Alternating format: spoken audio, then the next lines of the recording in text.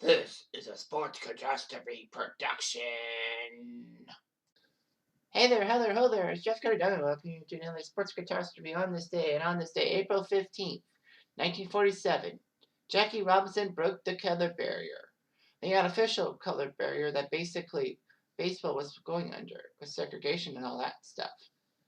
And let's not forget that in 1997, on this day, Jackie Robinson's number 42 was retired league-wide, which is a rare honor in any league.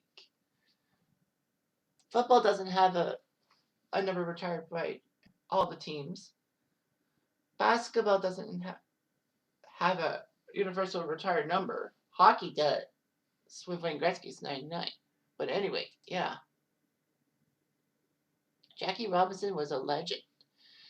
He was the first ever Rookie of the Year in 1947 when they finally decided to give the Rookie of the Year award away. Was an All-Star for 6 straight seasons from 49 to 54 and was the MVP of the NL in 1949, the first black player to be honored. And Robinson played in 6 World Series and got a World Series ring in 1955. Of course, in 97, MLB retired as number 42 across all major league teams, and they had Jackie Robinson Day. Every April 15th since 2004. Each player wears number 42 on his team. Now, the problem is, like, what if players look alike? Like, how do you know who the players actually are and all that? Anyway, basically, Robinson influenced the culture and significantly contributed to the civil rights movement. He was the first black analyst in MLB history. He was actually vice president of Chock Full of Nuts, and a coffee thing. He established the Freedom National Bank, which was an African-American owned financial institution, and was given the Congressional Gold Medal, the Presidential Medal of Freedom, after his death in 1972. Jackie was the youngest of 5 children. He had siblings Edgar, Frank, Matthew, and Will and May. They went to Pasadena and all that. And basically grew up in relative poverty. And also the fact that Robinson and his minority friends were affected from many recreational opportunities because of their color. Now, Robinson's brother Matthew actually won a silver medal at the 1936 Olympics. Well, Matthew, aka Mac Robinson. He actually took silver in the 200 meters behind American Jesse Owens. That was Mac Robinson. Anyway, Jackie played several sports at the varsity level and got varsity letters in football, basketball, track, and baseball. All that. He attended Pasadena Junior College and all that. You know, it was amazing and all that.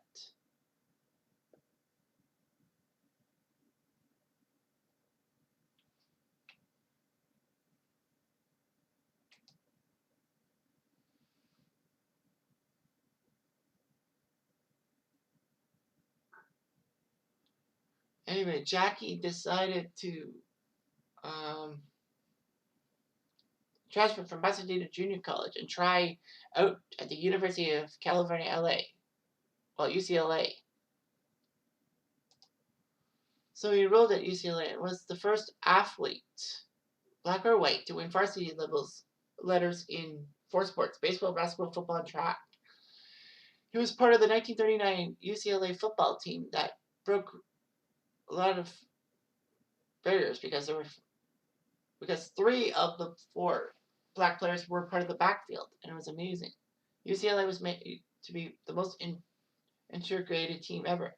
They actually did file 6 wins and 4 ties.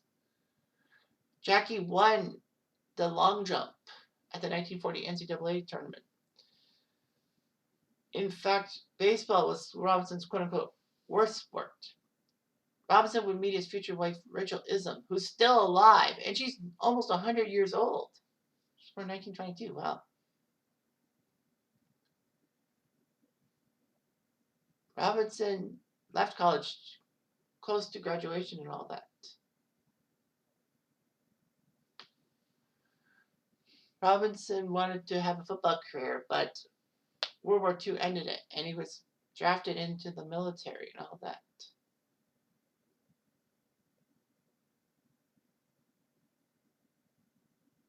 He was made a second lieutenant, which is pretty good.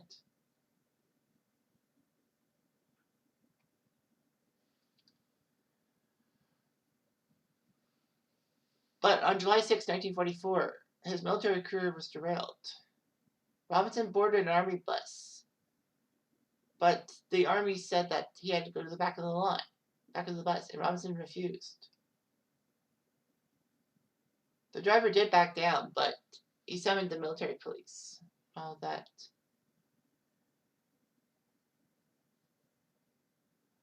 Robinson was actually acquitted of insubordination. And the panel was all white.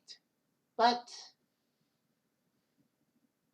he was spared from being deployed overseas because of his court martial. But he actually was told that he could go to play in the Negro Leagues for the Kansas City Monarchs, who are basically one of the best Negro League teams, if not the best Negro League team of all time. You know, Satchel Paige played for that one. He did okay. But Robinson wanted to try out in the major leagues. The Red Sox actually had a tryout at Fenway Park for some black players and all that.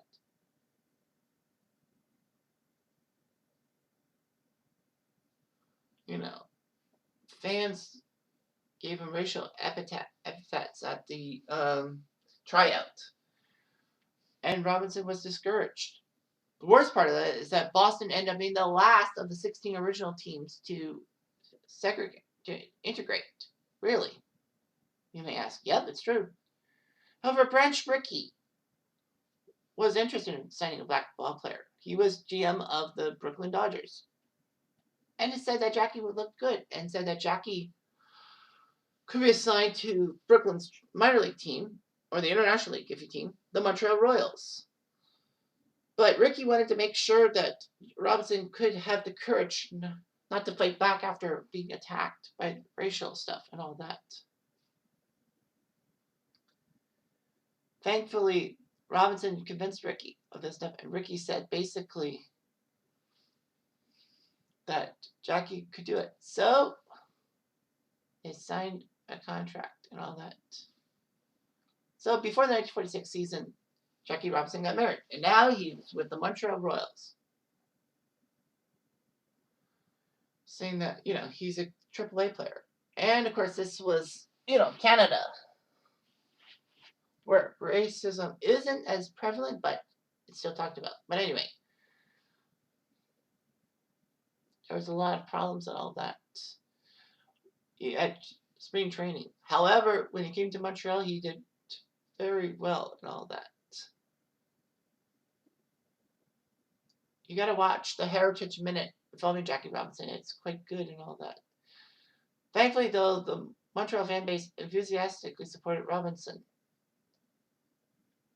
But international league attendance went up a lot because of Robinson's presence. All that.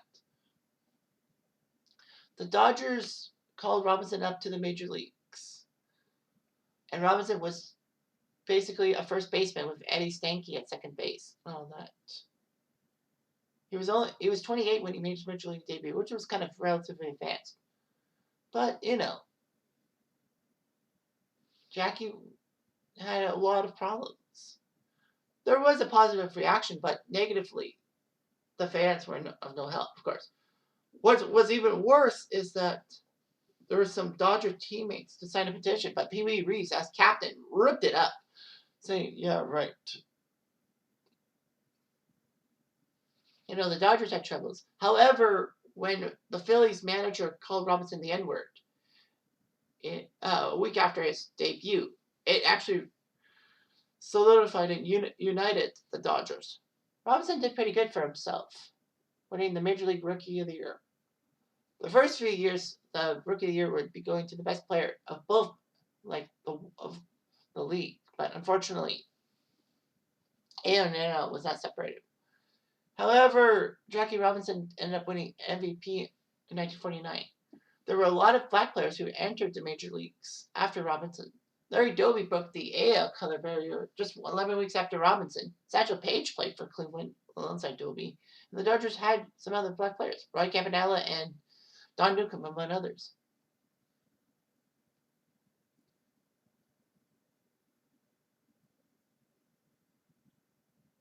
So, yeah.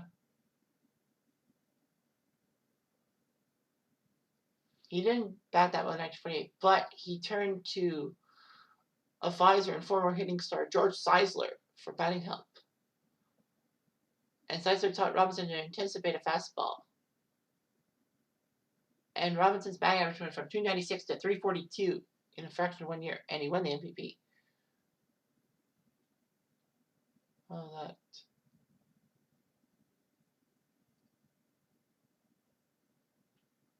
So basically, yeah, 1950, the Jackie Robinson story. He starred in it, and it was like amazing. They would do such a thing. However, Dodgers co-owner Walter O'Malley was not too happy with Robinson's Hollywood exploits, and that was partially why Branch Rickey left Brooklyn for the Pirates. All that.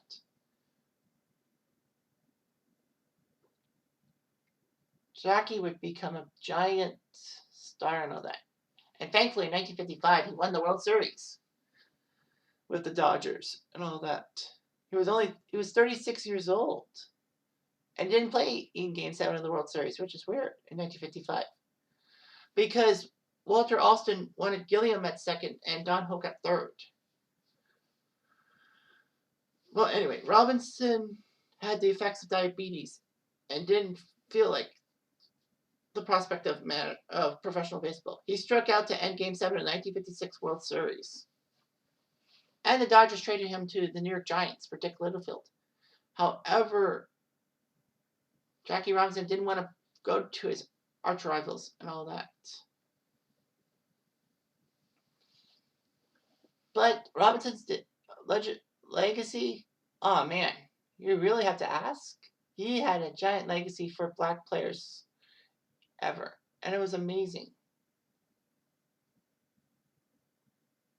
You know, Chadwick Boseman did pretty good portraying him in 42, which was a very good movie and all that. Unfortunately, Chadwick Boseman is no longer with us. He died last year. But post baseball, he helped with Chocolate Nuts. He was helping, you know, things out with the NAACP, you know, the Association for Colored People. He made his final appearance October 1972, throwing ceremonial pitch before Game 2 of the World Series, which was amazing and all that. You know, Jackie Robinson had 3 kids, Jackie Jr., who died a year before his dad, which was weird, Sharon Robinson, and David Robinson. Not that David Robinson of the San Antonio Spurs. Anyway, Robinson's eldest son had entered special education at an early age. He enrolled in the Army and served in the Vietnam War, but he had drug problems and he died in a car crash. But complications from heart disease and diabetes weakened Robinson, and basically he was blind. And he died of a heart attack at his home in Stamford, Connecticut. All that. Surprised that Rachel Robinson is still alive. She's almost 100 years old. All that. But yeah, Jackie Robinson was an icon of the highest regard. And let's not forget everything. And the fact that he encouraged MLB to retire as number 42 in 1997. And all that. Of course, there were players who still wore 42, like Butch Husky, Mo Vaughn, and Mo Rivera. But basically, once they retired, then basically 42 will not be where ever. Rivera then retired until 2012, so the number officially was superimposed, and Super retired in 2013. But Jackie Robinson's still an icon. And don't you forget it. I'm Jeff Diamond. Adieu.